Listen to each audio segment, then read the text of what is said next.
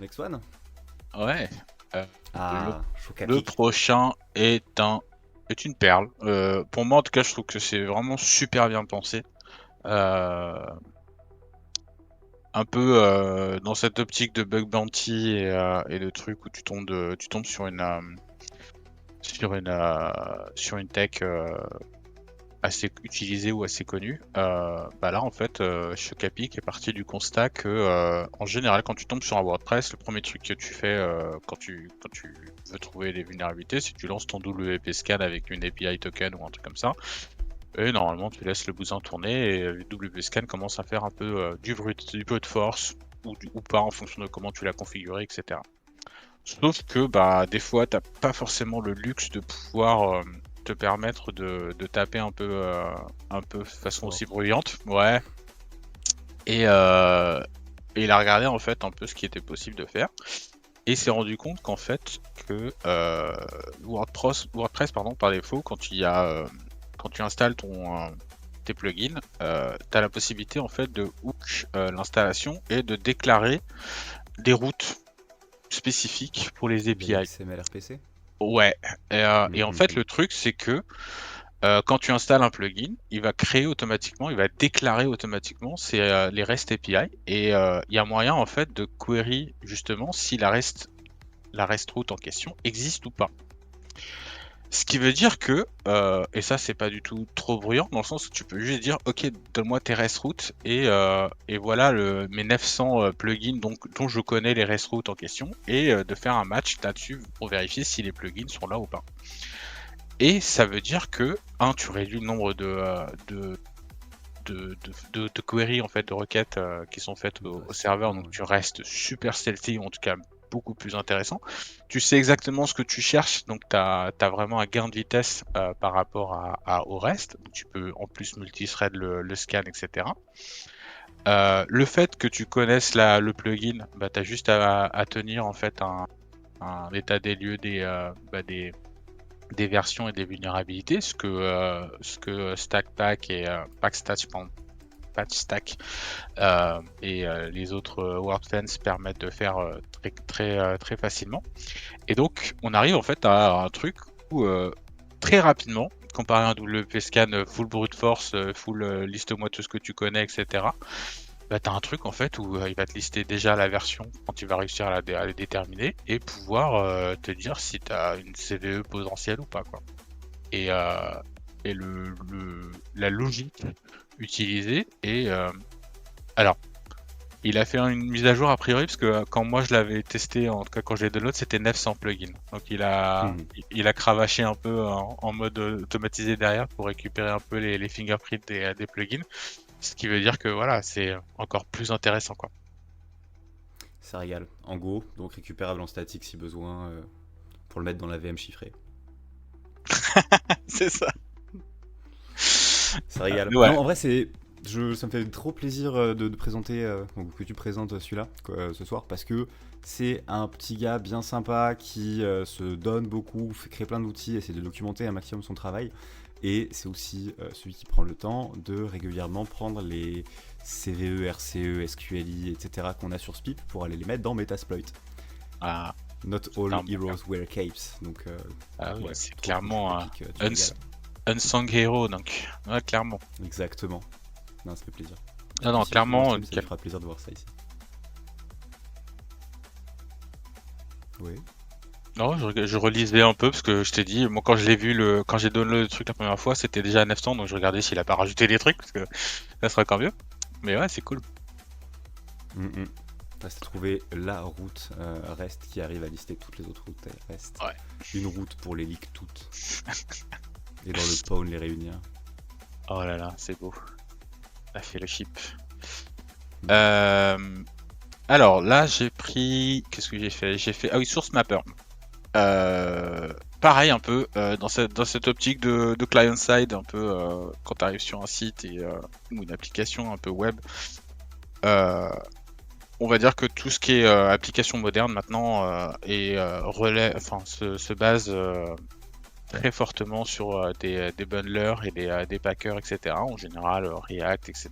Tu as souvent un packer désigné Webpack ou autre. Et les devs en fait en général pour pouvoir débugger aussi sur la prod laissent des points map qui leur permet en fait de pouvoir justement mapper les sources originales avec le code qui est pour le coup minifié, bundlé et compagnie. Sauf que des fois ils sont un peu sus et ils laissent pas forcément accès à ces points map, ou en tout cas le principe même du point map, c'est que le point JS en lui-même doit indiquer qu'il a aussi un point map en commentaire dedans. Et ça permet en fait au browser de pouvoir récupérer le point map aussi et te permettre de débugger en live. Sauf que des fois, le bundler, il y a aussi des fois Je vais pas faire ça, excuse-moi. Le point map, quand ils existent, il y a un outil qui s'appelle SourceMapper qui permet d'extraire justement la liste de tous ces points map et reconstruire localement les fichiers JavaScript en fait d'origine, avec les commentaires, avec les trucs qu'ils ont cachés ou qu'ils ont pas mis par défaut, chose qui normalement ne serait pas apparue dans le fichier final JavaScript. Mais tu vas retrouver en fait le fameux code secret ou la fameuse clé, le token qu'ils ont utilisé initialement, qu'ils ont commenté seulement parce qu'on dit ouais on débug quand même avec, donc on va le laisser mais on va juste le commenter et quand on bundle bah, ça apparaîtra pas. Manque de peau avec le point map, ça apparaît. Donc c'est super intéressant. Ouais, c'est super intéressant pour pouvoir revenir là-dessus et pour pouvoir voir le code tel qu'il a été créé par le développeur, ce qui, comme je l'ai dit, correspond aussi avec les commentaires. Et ça permet donc d'améliorer un peu ta compréhension du code quand tu fais de la code revue. Et surtout, de pouvoir avoir le code, si c'est par exemple du React ou du Vue ou du Angular, avoir le TypeScript directement et donc en fait voir le code tel qu'il a été implémenté et pas juste avoir la version transpilée de la chose. Et ça en fait, donc comme je t'ai dit, tu obtiens la version locale et tu vas pouvoir la parser avec ton IDE favori et pouvoir faire des contrôles-clics, ta revue de code normale et ton revue de code normal. À savoir que les points map sont reconnus automatiquement par les navigateurs. Je vais peut-être pas en avoir ici, mais ça déopue tout seul, bien gentiment quand c'est ça. Quand il y a des points zoomer un sacré paquet de fois pour partager ce que tu fais. Là j'ai tenté, mais c'est même pas sûr que ça fonctionne parce que s'il y a des points map, en fait, les browsers, là c'est Firefox, donc il va te créer en fait un petit Webpack, mais Chrome le fait aussi même un peu mieux. Et en fait, t'as la version en fait directement dépaquifiée entre guillemets du code, et donc tu vas pouvoir naviguer dans le code directement depuis ton DevTool là-dessus. Ce qui m'amène au deuxième source mapper que j'utilise à foison. Mini question avant celui-là, est-ce que tu as déjà eu des déboires avec les sources Unmap? Des problèmes? Des choses qui ne se sont pas passées comme prévu? Oui, mais on va dire que c'est... à la base, tout n'est pas forcément... Comme je t'ai dit, le bundler, en fait, en fonction du niveau de maturité d'obfuscation que les développeurs ont souhaité mettre en place, le source map... Voilà. Trop loin. Je voulais pas de réponse intelligente. C'est juste que des fois, souvent, il y a des passes relatives là-dedans et il y a quand même deux tools qui géraient les unmap qui étaient clairement vulnérables aux passes traversales. Et ça m'est déjà retrouvé avec un de leurs tools à faire un petit unmap et à me retrouver avec des points JS mais dans littéralement toutes les arborescences de mon PC. Ouais. À un point que tu fais un find, un mtam et tu finis par nettoyer, mais vraiment t'as cramé. À l'époque, j'étais pas si chaud en kung fu. Genre, juste vraiment, j'ai passé ma vie à nettoyer des points JS qui avaient été foutus de partout. En plus, c'est un tool que j'avais run dans un Docker, donc il avait créé des fichiers en route. Alors, il y en a beaucoup en fait des source mappers. Là, ouais. on en fait un. Celui-là, j'ai pas eu vraiment beaucoup de problèmes. Ce que tu expliques comme problème, effectivement, dans les premiers, notamment celui qui était par Space Raccoon, je crois, où des fois il me le faisait. Celui-là, je l'ai pas trop eu, mais après c'est peut-être aussi parce que j'ai pas forcément tapé les mêmes cibles ou les mêmes niveaux de de malice venant de nos amis les développeurs. Donc ouais, non, ça dépend l'outil que tu utilises. Il n'y en a pas forcément un seul qui fait la sauce correctement, mais Il y en a celui-là en tout plusieurs, hein. cas m'a pas fait de trucs trop dégueulasses. Ok. Et du coup, pourquoi celui de Burp, de Portswigger? Voilà. Parce Qu'est-ce que que on en Burp arrive te dit? à la malice des développeurs. Parce que ces développeurs, méchants comme ils sont, ils veulent pouvoir débugger la prod, mais ils veulent pas que les gens voient leur prod. En tout cas, voient leur code correctement. Donc, qu'est-ce qu'ils font? Ils font que dans leur JS, normalement, quand tu as tu vas y arriver. Quand tu prends un fichier JavaScript normal, forcément, Allons-y. j'ai pas préparé le truc, donc enfin, j'ai pas préparé cette explication-là, mais putain, j'arrive pas. Ah tiens, voilà, tac. Et là, Tout en bam, bas. petit token reflect. Bon, je dois quitter le truc. Voilà. Ah, zut. On va y arriver. Ouais, le commentaire tout à la fin qui dit source map égale URL relative. Exactement. Ça, en fait, c'est ce qui indique au navigateur et au reste qu'il y a un source map fichier qui se trouve à cet endroit-là. Et que donc, s'il veut avoir le relatif des endroits et des différentes méthodes, il doit aller télécharger ce fichier-là qui existe et qui en fait contient Le checksum, le hash, le si c'est checksum, pas le génial. mashing, etc. Après, bon, il y en Sauf a que plein où tu as un point JS que tu transformes en point map, ça marche. Mais c'est vrai que savoir que les tokens peuvent changer, donc tu peux aller choper à la fin du premier fichier la ref sur le mapping avec voilà, donc ça c'est ligue de secrète, hein, littéralement. ouais, mais ça c'est la norme. Sauf C'est que la il y a norme. des il y a des malicieux, enfin des développeurs qui veulent pas Des des, malveillants, c'était pas ça la malice. des développeurs qui sont pas malveillants parce que c'est leur bébé, ils veulent pas que tu regardes un peu là où ils voudraient pas que tu regardes. Enfin, surtout que si t'es développeur, tu sais que les gens tu t'aimes pas que les gens regardent ton code, hein. Ah non. En général, tu l'as pas forcément fait rapidement, enfin tu l'as fait rapidement, super quali avec tous les tests qu'il faut, etc. Donc t'as pas Évidemment. forcément que les gens te, te jugent. Et pour cela, ils rajoutent en fait une tâche dans leur bundling qui enlève ces commentaires. Donc le fichier map existe, mais le JS en fait ne l'indique pas.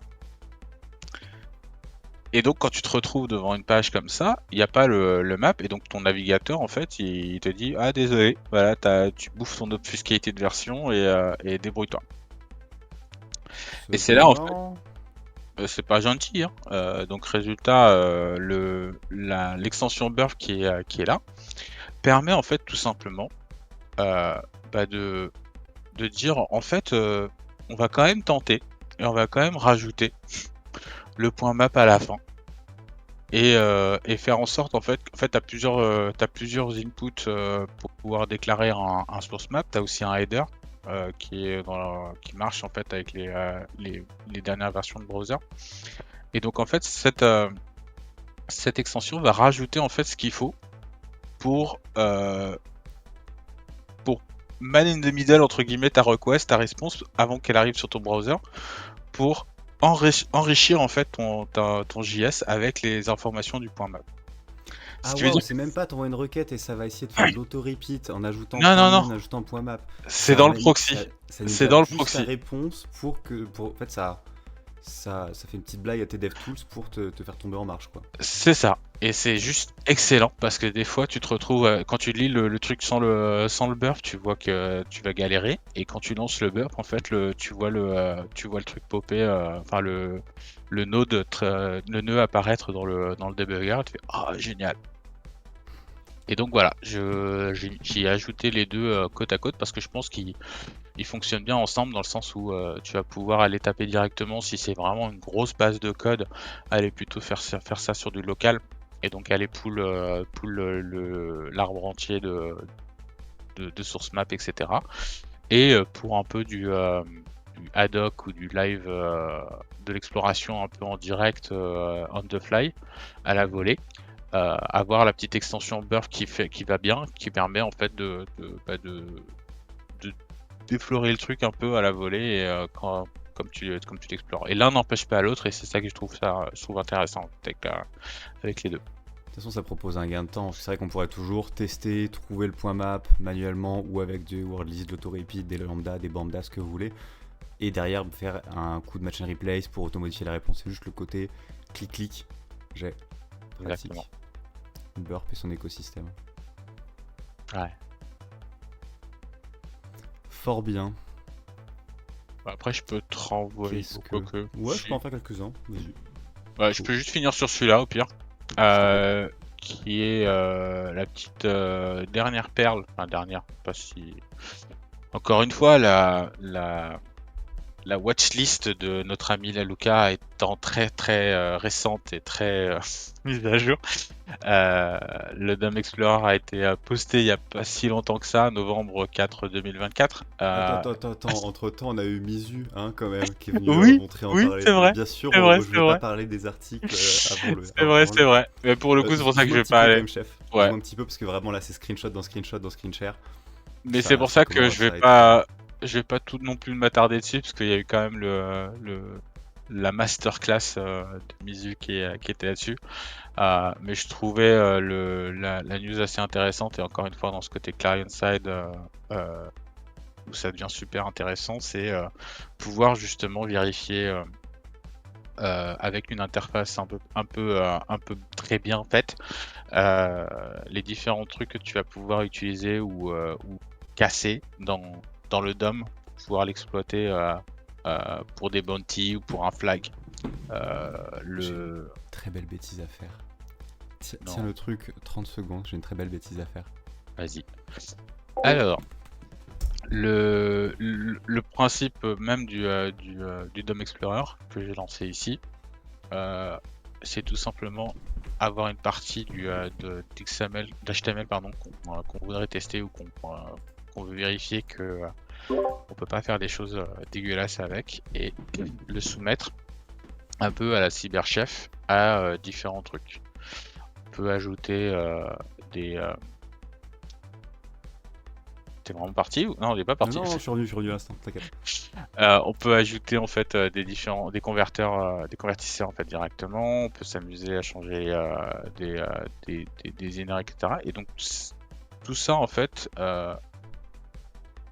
est modifiable à la volée et composable pour pouvoir justement vérifier est-ce qu'on peut pas sortir d'une fonction de sanitisation, etc. Et pouvoir justement vérifier si on revient dans un contexte HTML, et donc le truc est render après être passé par un autre contexte SVG ou de MathML. Oh, en vrai, c'est un enfer expliqué. Il faut juste aller voir la conf de Mizu, soit celle de Greac, soit la partie stream, soit ces articles qui sont. Mais l'article est juste excellent. L'article est juste excellent, et ça permet clairement de.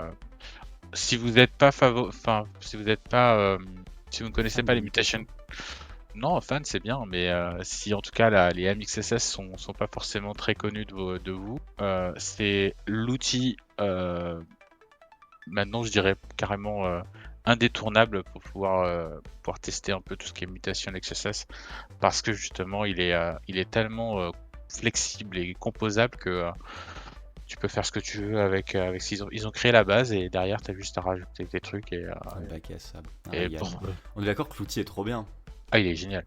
Est-ce que l'outil te fait penser à un autre outil? Celui de... Alors attends, non, c'est une question piège. Non, c'est pas une question piège. C'est où as-tu vu une interface un peu similaire avec différents filtres, outre les challenges de Bitka? Sur le site... Ouais, non, en vrai, c'est dur. Peut-être que tu n'as jamais ouvert.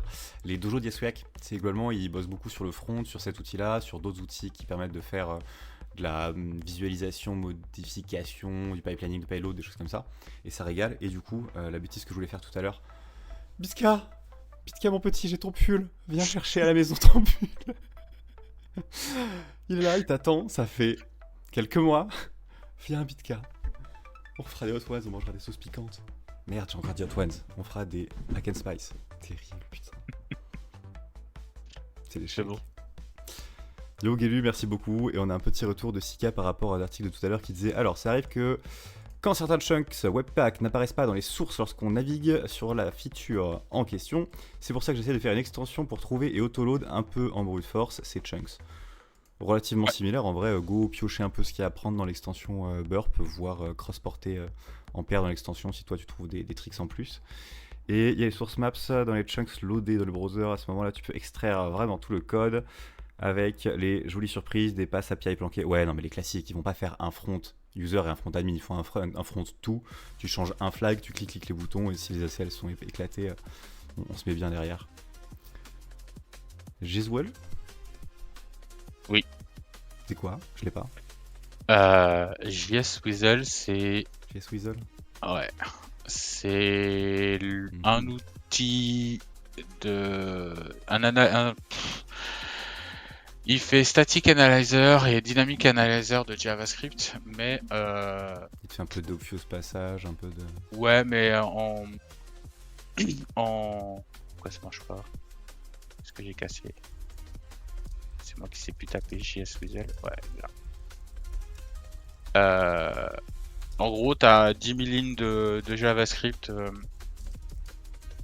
T'as 10 000 lignes de JavaScript. Ça te permet d'identifier les hotspots, enfin, ça ne mériterait même limite un talk à lui tout seul, le truc. Et c'est focus, c'est JS, front et c'est sécurité, focus JavaScript. que... Focus JavaScript par rapport à vraiment orienté. C'est quoi son nom déjà? Je me souviens plus. Orienté bug bounty? Ouais, clairement. C'est Ok. le truc, c'est tout pour pouvoir exposer, remonter en fait les bonnes informations et pouvoir l'utiliser pour. Je connaissais pour, pas du tout. Alors c'est peut-être aussi parce que c'est très cher. Le gars a créé son modèle et C'est du lifetime, c'est du 1 an? C'est du 1 an, ok. c'est du 1 an, ouais. Eh Mais ben, on va discuter... par exemple, intéressant. Rhinorator l'utilise et l'utilise beaucoup. Donc c'est vraiment quelque chose qui est qui peut être intéressant. Après pour le coup que ça moi je sais que je claquerai pas les 1700 là-dessus. Au moins de le faire vraiment en masse. Ou alors voilà, ou alors t'as vraiment que des codes revus JavaScript, TypeScript et que tu sais que tu vas vraiment avoir de la plus-value par rapport à l'investissement. Mais j'ai dit JS Weasel parce qu'en fait une des particularités de JS Weasel c'est justement de jouer tout ce qui est dynamique, lazy loading. T'as une des plaies en fait entre guillemets de ce qu'on a montré juste avant, c'est que si tu charges pas ou si le code n'utilise pas la fonction, la majorité des bundlers actuels font du tree shaking. Comme tu dire, vulnérable en faire. Non, mais l'inverse en fait. Ils vont faire de tree shaking et donc le truc ne va jamais te loader le module en question, donc tu vas jamais le voir. Okay. Et en fait avec JS Weasel par exemple, il est assez l'algorithme qui est utilisé de parsing, etc. utilise un AST et tout ça, et va aller récupérer toutes les parties, va exercer en fait toutes les branches du code pour pouvoir charger en fait tous ces modules qui auraient été importés en lazy loading et uniquement dans la partie admin. T'as ton JavaScript qui est bundlé et il y a un module qui est pour la partie admin et un module qui est pour la partie normale. Si tu as le lazy loading qui est enclenché, bah, la partie admin va jamais être chargée parce que tu es sur la version note. Et en fait, le truc avec JS Weasel, c'est qu'il va vraiment s'amuser à aller te parser tout ton code et faire ça intelligemment. Sauf que voilà, il y a forcément d'autres scripts qui permettent de le faire, mais celui-là, il a décidé de faire tous les trucs qui sont intéressants pour le bug bounty et tout ça et le rajouter. Écoute, à POC, après je suis déjà comprendre ce que tu dis Gelu aussi dans le chat en complément à ça. Tu dis quand JS Weasel était sorti, c'était un peu bancal, le serveur crachait beaucoup et il galérait à des dupes de fichiers.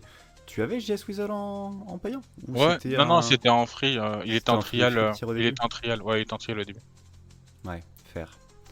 Pour le cas du lazy loading, il y a juste une liste de chunks à la suite dans le runtime main. Waouh, en soi, on télécharge les sources et on les lit. On lit, ça va, ça se lit. Ouais. Au moins qu'ils aient une tronche pour les faire tourner dans SamGrep. Ok, j'enchaîne du coup. Vas-y. Allez, let's go. Petit tour régie, clic-clac. Vous avez mon écran, le retour. Alors, un article qui date de fin 2024, Dan McInerney. A pas grand chose de s'appeler Dan McInternet. Pas mal de références. Et globalement, ils ont pris l'approche de super, il y a l'IA qui est en train de monter à fond. Sur HunterDev, on sait qu'il y a plein de programmes open source qui vous permettent de remonter, en particulier pour l'IA, parce que muchos dineros, le fameux. Et globalement, ils essaient de présenter quelques classiques. Et rien de nouveau sous le soleil, mais c'est bien de mettre quelques cas à l'appui, quelques petits cas d'études, quoi. Donc du heap overflow dans Jejuf, Guf, je sais pas comment il dit ce format, à base de super, c'est du low level, on charge un modèle. Si le code qui va charger le modèle, si le modèle contient des valeurs extrêmement grandes et que c'est pas à checker, on peut faire des mallocs de fou, on peut faire potentiellement des DOS, et vous verrez plus tard qu'il y a des gens qui ont fait beaucoup plus que ça. Donc celui-là c'est du classique, on s'y attendait, c'est du low level, ça pourra toujours cracher. Assez similaire à WebP, juste on va claim plus que ce dont on a besoin. Il donne à chaque fois des tips, la manière de chercher pour des failles similaires en differential analysis, la manière dont elles ont été trouvées, fuzzing ou pas, quels sont les pitfalls, comment essayer d'améliorer un petit peu tout ça, donc c'est cool de donner les guidelines aussi. Et sinon, on n'est plus dans Pickle, mais en vrai, on est quand même toujours pas si loin de Pickle. Leur système de lambda layers pour Keras permet d'avoir un système de fonctions lambda appelées à la volée, mais stocké dans le modèle. Donc on stocke non pas de la donnée, mais de la donnée et des classes suffisamment riches pour contenir des bouts de code qui se font évaluer au passage. Dommage. Donc pool un modèle et le démarrer égale problème. Et on a relativement pareil dans ONNX Custom Operators, à savoir, il me semble que c'est un système de nœuds ça. Loop nodes. Ouais, toujours est-il AI stuff, il y a des formats complexes, donc il y a besoin de stocker des choses complexes, et plutôt que de faire des gros décodeurs, on stocke trop. Une fois de plus, on essaie de mixer un peu de la donnée et le code, ou le code et de la donnée, et c'est un bordel. Donc voilà, ne prenez pas n'importe quel modèle sur Hugging Face, tel que ceux qu'on vous a montré en début de stream. En vrai, ça va, faut faire gaffe un peu, genre pas prendre ceux qui ont 2 users, mais si vraiment il y en a masse, au pire, pas plus unsafe qu'un autre, j'ai envie de dire. Il me semble que c'est celui-là, voilà.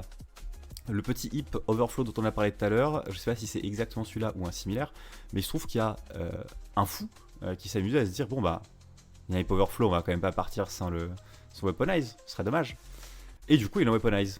Et j'adore le fait qu'il y ait une vidéo explicative de ce qui a été trouvé, de pourquoi, de comment, que le mec, tu sentes qu'il soit suffisamment bien rodé dans ses workflows. En même temps, pour faire un truc comme ça, clairement, il faut l'être. Mais comme d'hab, pour la plupart des gens que j'estime être chaud, il y a du PwnDBG ou JF ou GDB, il y a du i3, il y a du multi-workspace pour être toujours en train de faire ce qu'on veut, il y a de l'IDE ultra rapide, efficace. Est-ce que c'est un consensus ou est-ce que c'est juste un énorme flex parce qu'on a tous un ego démesuré? Écoutez, j'ai envie de dire 50-50. Toujours est-il que... Regardez-moi cette pépite de l'enfer. Genre le curseur, il est invisible tellement l'article, il est riche, précis, explicatif, avec toutes les structures, toute la méthodo, les wrap-up, l'explication précise de ce qui se passe, des screenshots d'une taille lisible, ce qui n'est pas tout le temps le cas pour du Pwn. Donc un vrai régal, je trouve. Enfin, je me suis régalé à le lire. Je ferai pas l'affront de l'expliquer. Parce que honnêtement, je vais le sauvager et que c'est suffisamment long et complexe pour se dire ça vaut le coup de le lire. C'est pas... Globalement, il a beaucoup souffert du fait qu'il y a énormément de spécificité à la manière dont Yama en particulier gère son heap. Donc voilà, si vous aimez le Pwn, allez vous régaler. C'est une belle pièce. Et même le sploit, il est quand même allé se plugger avec du PwnDBG, bien sûr, parce que on fait rien sans nos bons Pwn tools des familles.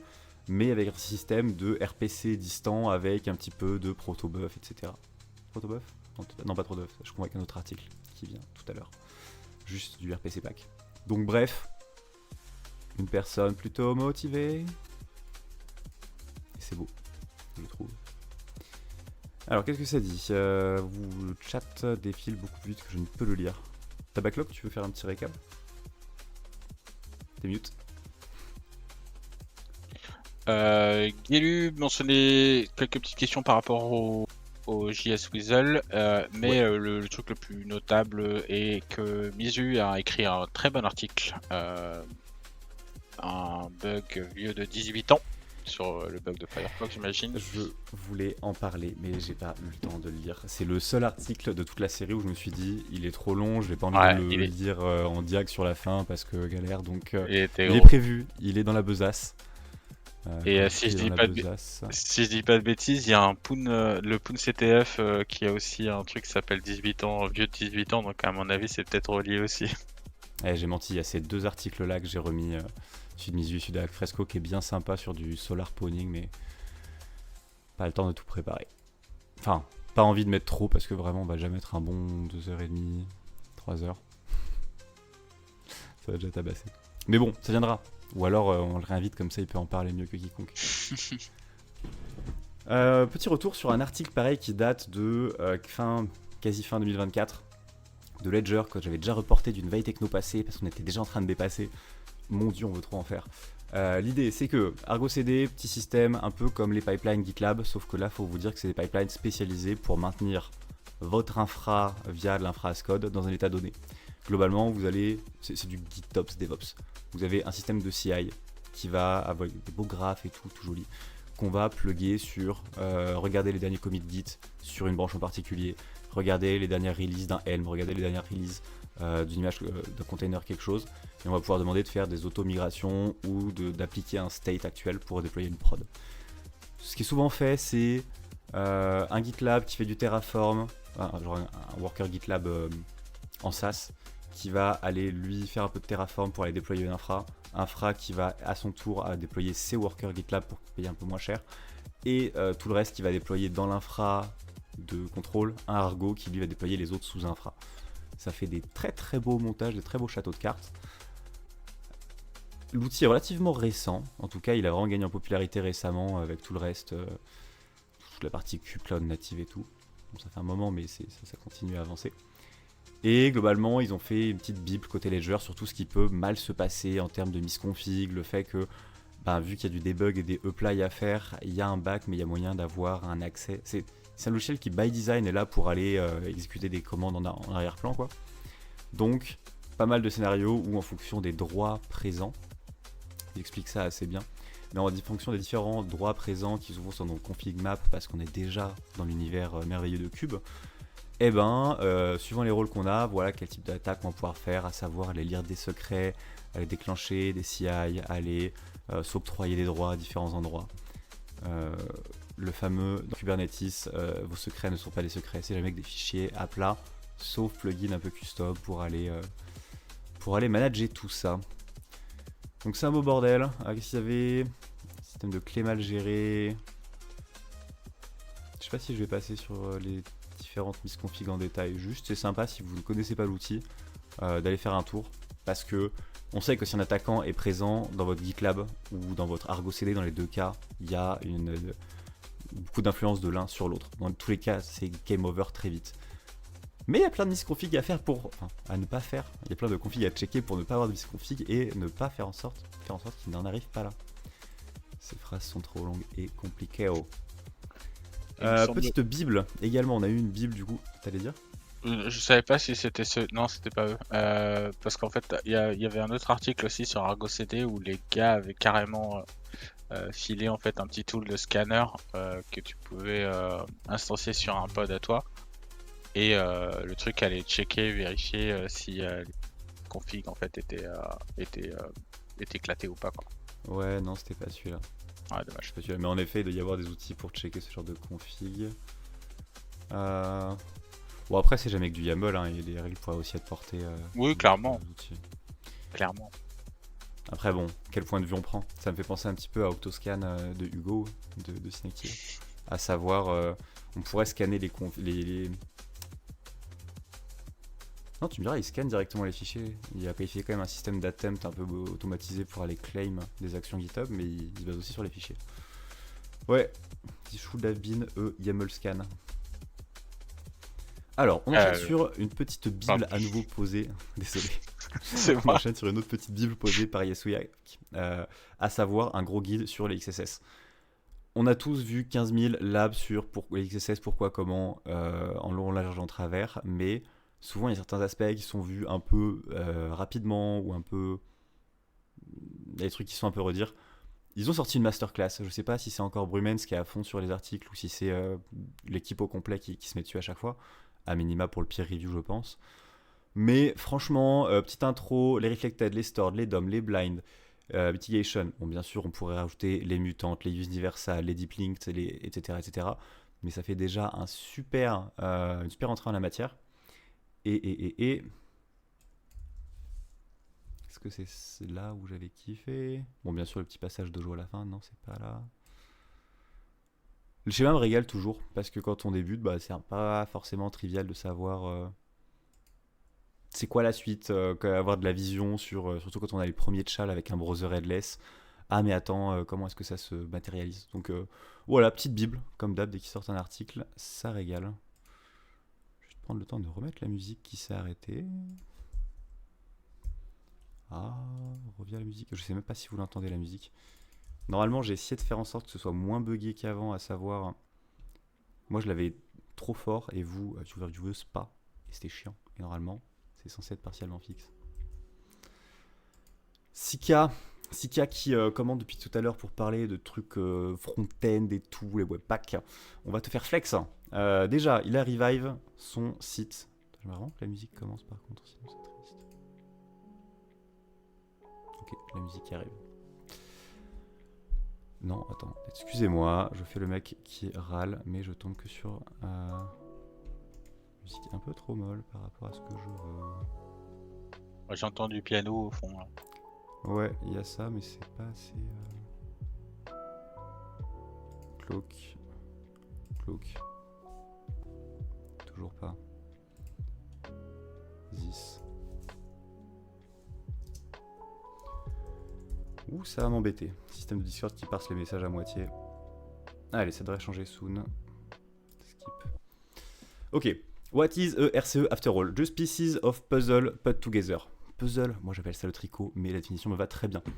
Globalement, c'est un petit bug dont c'est un vrai bug dont il va parler sur Suite CRM qui lui a permis d'avoir une RCE, a priori en bug bounty, je présume, mais je l'affirmerai même pas, à moins qu'ils le disent. Bounty. Non. À moins qu'il ait mis ça dans Bounty Story. Non, c'est... Non, bon, voilà, de la recherche.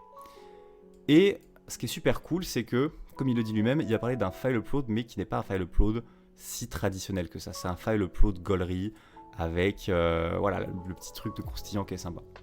Tu dis que c'est du pentest. Ouais. Défibriller la TKT, pentest, yes. Top. Du coup, un système où il trouve un file upload. Ok, on commence à regarder le code. Il a pris mon template, donc comme moi, il a pas le zoom, mais en vrai, ça marche. Et du coup, on voit à première lecture que super, s'il y a un fichier, alors, enfin, s'il n'y a pas de fichier ou qui dépasse une max size, on quitte. Sinon, super, on commence à construire un préfixe avec un pass, mais à la toute fin du pass, bah, on garde le upload image name, donc quelque chose qui est relativement contrôlé en direct. Ok, on part avec un début de passe traversal. Pourquoi pas? On avance un petit peu et on se rend compte que il y a des checks sur les extensions, des checks sur les meme types, des checks sur la size. C'est passé à une fonction verify image. Il y a des files exist, des isfiles et tout, mais on ne contrôle pas le pass, donc on peut pas en faire, enfin, pas le préfixe, donc on peut pas faire grand chose non plus. La suite nous dit quoi? La suite nous dit que encore des checks, et ensuite ils font du image JPEG pour vérifier que c'est bien le bon type de contenu, etc. Donc en gros, ils veulent vraiment que ce soit une image de type image contenant une image, avec un suffixe d'image. Très bien. Sauf que, je vais essayer de coder proprement. Vous pensez qu'il y a pas mal de fonctions dans PHPGD, donc ça va faire des choses un peu proprement, vérifier qu'il n'y ait pas de caractères en trop, escape et tout ça. Wrong malicious content in the file. Oui, il y a tout un tas de tricks pour soit faire passer des métadonnées, soit dans les exifs qui sont des métadonnées, soit arriver carrément à crafter un fichier qui va contenir des pixels dont la représentation, compressée ou non suivant les cas, sera le code PHP mais valide, pour refléter ça en file upload to web shell. Ok, no big deal, ils arrivent à le placer, ça avance, l'image est valide, on avance, mais il y a quand même un petit suffixe des familles, à savoir du .php.jpg. Ok, bombe planted, mais pas encore armed. Ou planted et pas encore armed. On voit bien la double extension, très bien. Il creuse un peu dans son beurre, puis il explique la faisabilité de récupérer le chemin du fichier de par le leak du record à base d'un UIDv4, il me semble, le petit 4 qu'on voit là, qui est Reflect. Très bien, pourquoi pas. Tiens, on va pouvoir rename le fichier, tant mieux. Est-ce qu'on a le droit de rename en PHP? Non. Cependant, c'est là où il y a tout le twist et qui fait que l'article il est croustillant rigolo. Ils ont tout un système de préfixes et ça. On essaie de copier notre fichier PHP en le nom du fichier qui existe déjà. Vu qu'il n'y a pas de fichier... Je le refais. Bon, de toute façon, il essaie de faire un arbitrary file copy. Il n'y a pas de fichier qui existe avec ce nom, donc il ajoute un petit .jpg histoire de faire en sorte que ce soit suffixé. Sauf que ça passe dans un code pass qui vérifie qu'il y a une double, enfin, qui se rend compte qu'il y a une double extension, qui nettoie mal. Et du coup, c'est le fait que le file rename fail à moitié et un fallback qui fait que ça va réussir à avoir la bonne extension. C'est pas une feature, c'est vraiment le task failed successfully. Tu n'as pas le droit de le rename en .php, donc zut conflit, je te le rename en .php. Elle est belle. Elle est toute mignonne, et donc derrière Web Shell, on tape en direct, et après ça passe. Ah oui, si, ça m'a fait rire ça. Sika, tu m'as fait rire avec le pass traversal là. Ok, tout le chemin, et j'adore les petits bugs un peu rigolos, originaux comme ça, c'est sympa.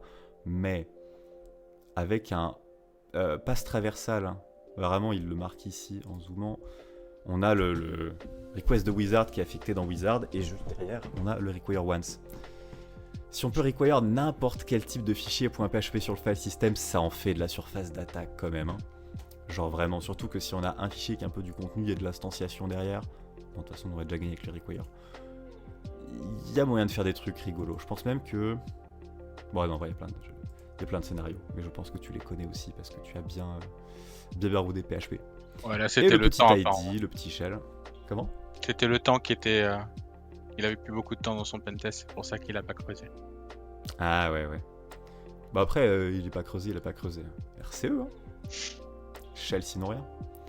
Mais elle est belle. Et bien sûr, la petite timeline, on aime toujours important, utile pour montrer pour les prochains chercheurs qui vont passer du temps sur ce CMS si ils peuvent attendre que le vendor soit correct ou non.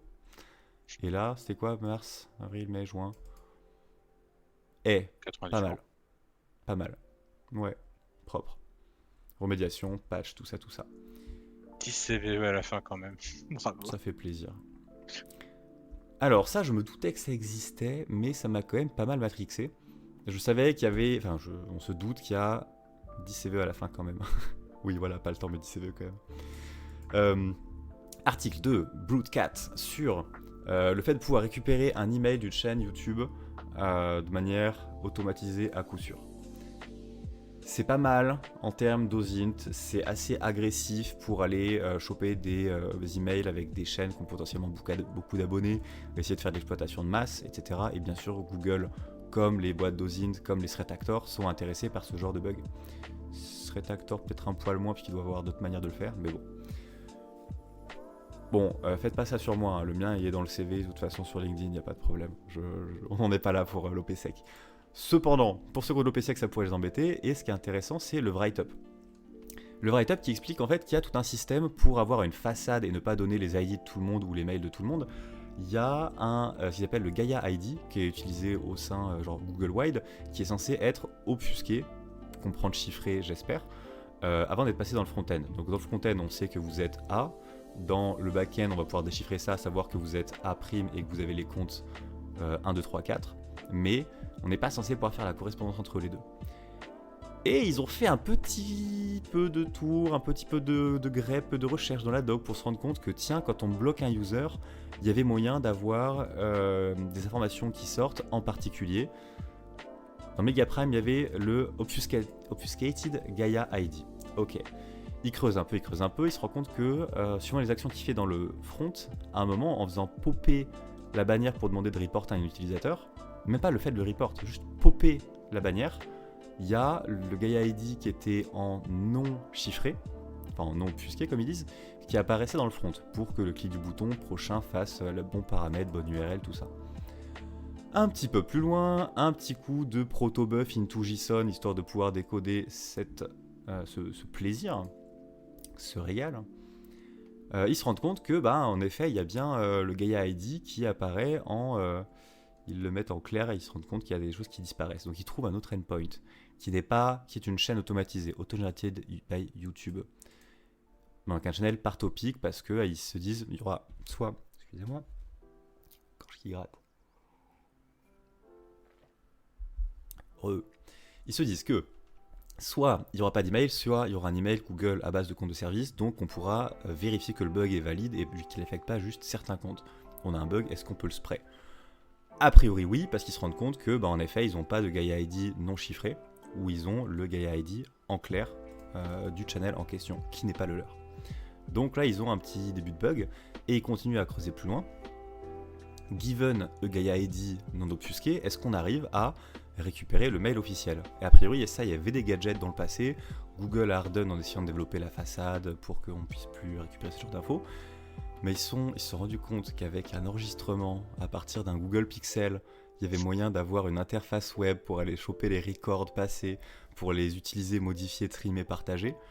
Et que ça, il y avait un gadget où en le partageant à quelqu'un, mais by Gaia ID, alors ça faisait afficher l'email. Donc avec une doc un peu trop récente et une appli, ils disent forgotten product. Moi c'est pas forgotten, c'est le produit est bien sur tel, juste personne sait qu'il y a une interface web pour faire ça quoi. Donc fallait aller la trouver, bien joué. Fallait quand même aller aussi la taper en Java RPC machin pour rendre ça un peu plus lisible, compréhensible. Et derrière, ils ont leur petite chaîne je veux bloquer à quelqu'un par Gaia ID obfusqué à Gaia ID en clair. Enfin, par channel name to Gaia ID en clair, Gaia ID en clair to name, et petit bounty de 10K, ça fait plaisir. Voilà. Et bon, à la fois, je comprends que Google paye pas beaucoup plus pour ce type de bug parce que ils ont chopé un email. Je comprends que des boîtes d'osines veuillent payer pour ce genre d'outils parce que ça a des performances monstrueuses, à savoir pour n'importe quel channel, quel mail est attaché pour derrière essayer d'aller plus loin. Si les gens n'ont pas des sock puppets, ça peut aller très vite pour identifier des contenus sales dont on taira la précision. Et je comprends pas qu'il n'y ait pas... on sait toujours qu'il y a des bad actors qui peuvent acheter ça, mais quand même 10K pour un truc qui peut se spray sur une user base monstrueuse. Les channels sont publics, ça veut dire qu'on pourrait lister une énorme quantité des mails utilisés au sein de Google. Il y aurait des délires à faire. En blast radius, c'est quand même pas négligeable. Avec les hacks de channel, avec les vidéos d'Elon Musk qui te vendent du Bitcoin et compagnie, là, rien que ça déjà. Ça, c'est plutôt des grosses chaînes. Ah ouais, ça pourrait permettre de target plus de grosses chaînes. Ouais, clairement. Que si t'as les emails où tu peux envoyer le fiche pour que le gars clique sur le bouton pour qu'il te file leur MFA token et compagnie, c'est fini quoi. Kélu, qu'est-ce que tu nous fais là ? Tu peux récupérer les infos du propriétaire de la chaîne quand tu fais un DMCA claim random et que la personne conteste. Report, hein ? Si ça fait 10K, genre si tu fais des reports en boucle jusqu'à ce que l'autre en puisse plus et conteste, fatigue abuse et ça passe, I guess. C'est savoir c'est quoi les infos, ouais, c'est clair. Ouais.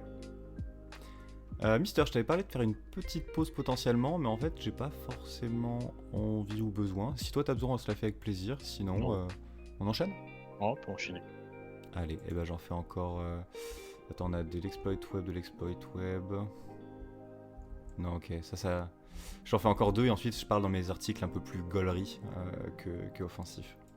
Je suis dessus. Vous en faites passer de l'offensif quand même. Alors, je suis tombé sur ce write-up. Au début, j'ai commencé à me dire, il est vraiment éclaté, ça veut pas dire grand-chose. Mais en fait, ça va. À base de, oui, on voit que là, crochet 0, il y a tel appel de fonction. Donc en fait, on voit qu'il y a tel flag en fait qui va atteindre tel code pass ou il y a de la query SQL qui est faite à la main avec du regex qui compile des matchers à la volée. Donc il faut faire un JSON qui va être une query valide dont le regex compilé va quand même être une injection SQL. C'est rigolo, ça fonctionne, pas trop mal. Ils ont le petit JSON à envoyer. Ça marche, genre ils ont fait le POC et tout, et ça fait plaisir, mais ça m'a frustré parce que Zimbra, je comptais l'utiliser en lab, je voulais en profiter pour apprendre un petit peu plus sur le fonctionnement overall de la structure, et en fait, Bah, ça explique pourquoi le code pass est atteignable et vulnérable.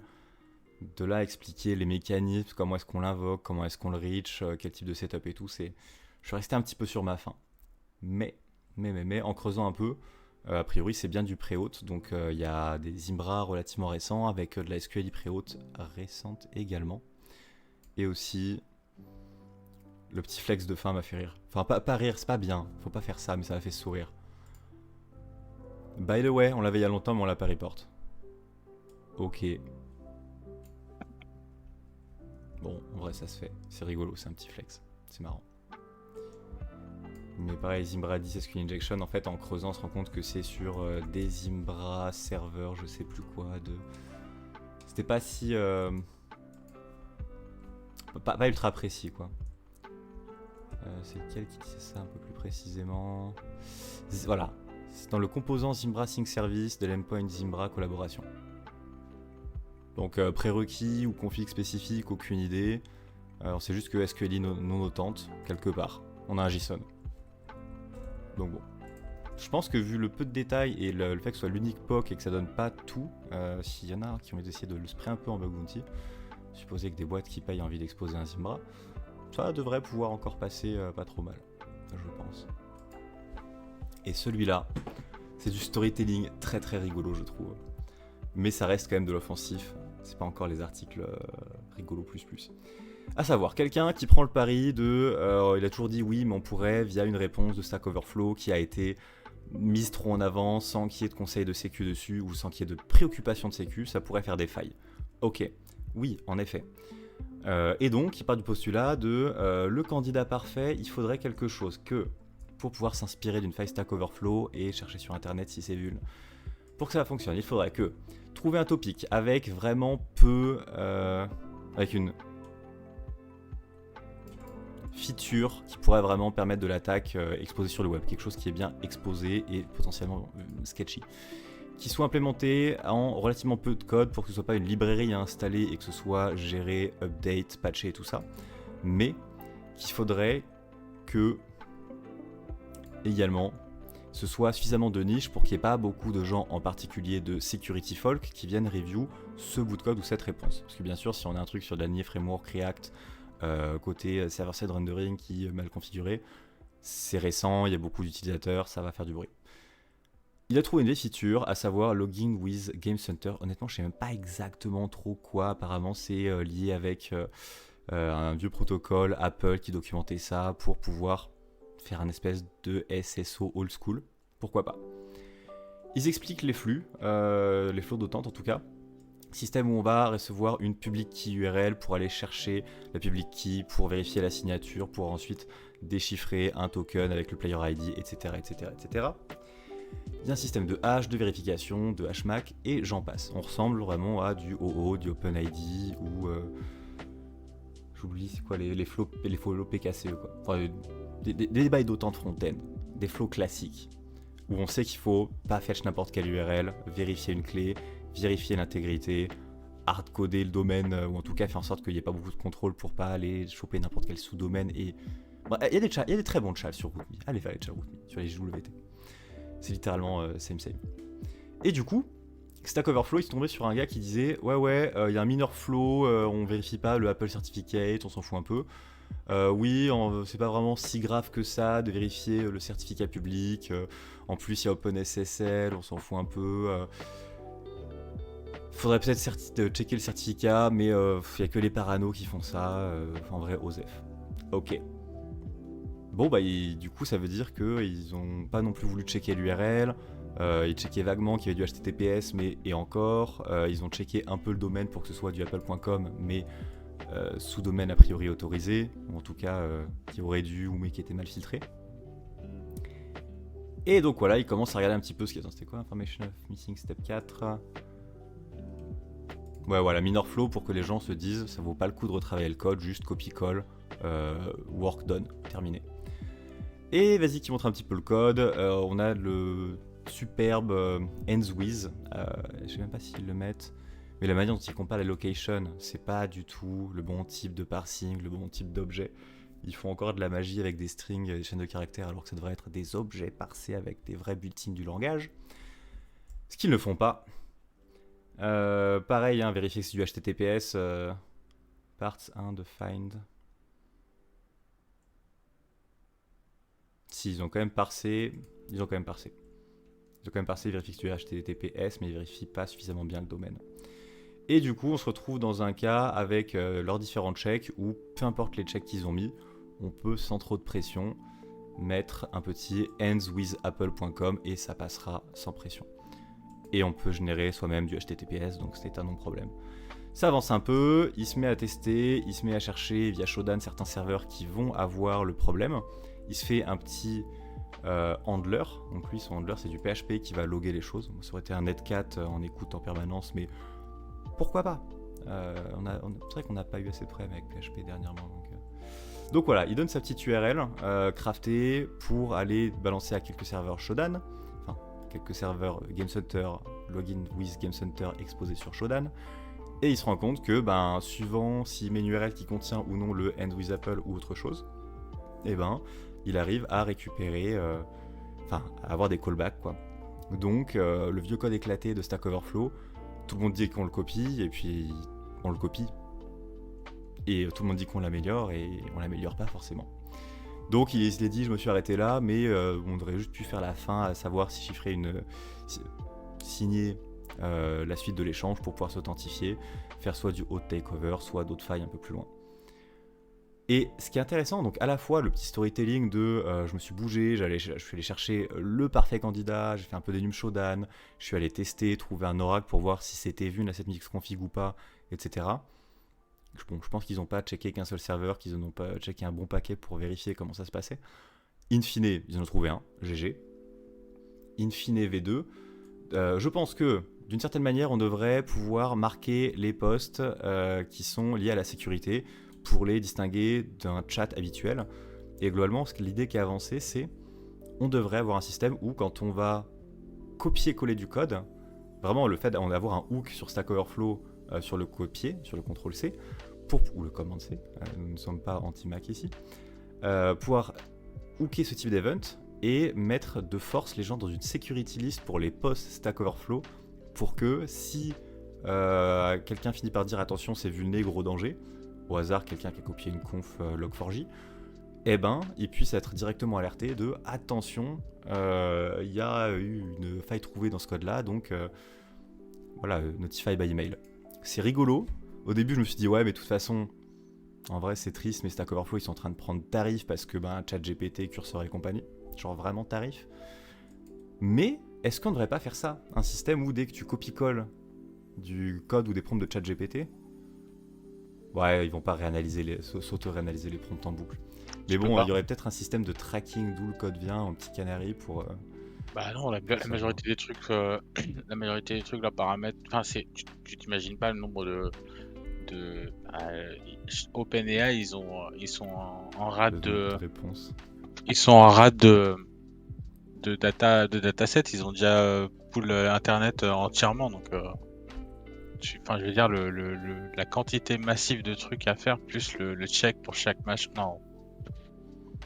C'est pas tant ce que je voulais dire. Genre là, il y a vraiment le côté sur Stack Overflow, t'as ton thread et dès qu'on sait qu'il y a une vulne dedans et que quelqu'un a remonté manuellement ce commentaire là, alors on pourrait être notifié qu'il y a quelqu'un qui a trouvé. Sauf que là, en effet, nos réponses, elles sont blastées, elles sont pour nous utilisées une fois et pas vraiment réutilisées. Il n'y a pas de cache, il y a pas de, il y a un système de partage. Mais comme tu l'as dit, de toute façon, Stack Overflow, c'est dead là. Maintenant c'est du Sonnet, du Claude, du ChatGPT et effectivement indirectement les informations que va te ressortir CLLM, ça va être forcément pris de Stack Overflow. Mais c'est en ça que je te disais la traçabilité de Stack Overflow à travers les paramètres qui ont été entraînés pour CLLM, impossible. On pourrait quand même, bon en vrai ça aura jamais lieu je pense, mais avoir un système où tous les codes que tu as vraiment copié-collé et utilisé, y ait une tâche de sécurité qui tourne, je sais pas, d'ici 5 ans. Et pour juste faire une petite review, parce qu'il y a d'ici 5 ans, ça aura vraiment amélioré, tous les 5 ans je pense qu'il y a un gap monstrueux, date arbitraire. doit y avoir du opt-in ou un truc effectivement qui viendrait checker si un peu comme Ouais, le coût de compute. Ava, Ava Bin Pound, tu vois, quand tu Ouais, crées, ouais, quand tu envoies ton mot de passe et que tu fais ah, attention, il est dans une bridge celui-là. ouais. Un truc de ce genre-là, ouais, pourquoi pas, mais ça voudrait dire quand même que déjà, la personne est assez aware de la possibilité et que tu peux pas forcément l'imposer à tous les utilisateurs de ChatGPT slash Ouais, non, c'est LLM, sûr. quoi. Mais puis même en vrai, ça a aucun sens ce que je dis. Enfin, ça serait intéressant d'être notifié après coup si on sait qu'il y a une vulne dans le code qui a été généré. Mais vu que une question égale une réponse, genre ils vont pas juste recompute gratuitement l'intégralité de ce qu'ils ont compute à ce jour. Genre, on peut rêver, mais non. Et puis même s'ils pouvaient climatiquement parlant, MDR, please do not. Je préfère garder mes failles. Bref, intéressant en tout cas le concept de j'ai copié ce code là, donc je peux être alerté si quelqu'un a vu qu'il y avait des gros soucis dessus. Parce que ça pourrait être un moyen de planter des misconfigs quoi. Un Helm backdooré, un domaine qui expire, des choses comme ça. Ouais, en plus, ça marcherait sur la version authentifiée de Stack Overflow, mais il y a la moitié qui se connecte pas non plus, donc qui vont juste aller gratter leur qu'il y ait les threads de Si Stack tu t'es Overflow. pas À l'époque, connecté. hein. À l'époque, excuse-moi. C'est vrai que maintenant on fait plus ça, mais en tout cas, la majorité des gens qui sont pas forcément très sérieux ou qui étaient pas trop portés par le côté craftsmanship du développement, bah, Hmm. ils vont pas se créer un Stack Ouais, non, ils Overflow check vite fait. profile, etc. Ils vont checker, ils vont copier-coller et basta. Donc même ça, ouais, privacy et compagnie, tu rajoutes GDPR derrière, t'as les woke et les machins de l'autre côté, enfin bref, c'est la galère. Mais sur la version authentifiée, pourquoi pas, ouais, clairement, ton Plaisant. profil, le post flagué Ça comme pourrait. Mais bon, de toute façon, sécurité. comme on l'a dit, c'est plus utilisé, c'est un peu tard.